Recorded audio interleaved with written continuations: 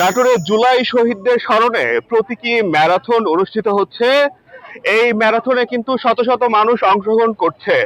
নাটোরের জেলা প্রশাসক আসমা শাহিনের নেতৃত্বে কিন্তু নাটোরের মাদ্রাসা মোড় থেকে এই প্রতীকী ম্যারাথন শুরু হয়েছে এবং এই প্রতীকী ম্যারাথন শেষ হবে উপজেলা পরিষদ চত্বরে গিয়ে। এখানে কিন্তু জুলাই শহীদ এবং আহতদের পরিবারের সামনে রাখা হয়েছে এবং বিভিন্ন প্রশাসনের নানা কর্মকর্তা কর্মচারী সহ স্কুল কলেজের শিক্ষার্থীরা কিন্তু ম্যারাথনে অংশগ্রহণ করছেন। গত 16 জুলাই রংপুরে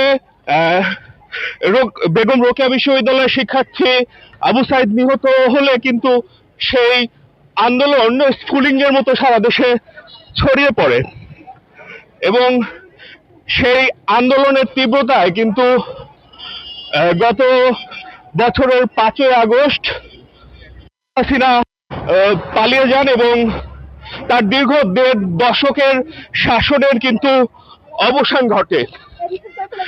এর পরে কিন্তু তার 3 দিন পরে 8ই আগস্ট কিন্তু নোবেল বিজয়ী অর্থনীতিবিদ ডক্টর ইউনূসের নেতৃত্বে অন্তর্বর্তী সরকার গ্রহণ করে সেই ধারাবাহিকতা কিন্তু এবছরের 1 জুলাই থেকে 5ই আগস্ট মোট 36 দিনের কর্মসূচি পালন করছে অন্তর্বর্তী সরকার।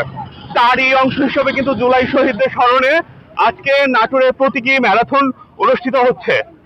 নাটোরের প্রতীকী ম্যারাথন থেকে আমার কাছে এখন পর্যন্ত ছিল সর্বশেষ খবর।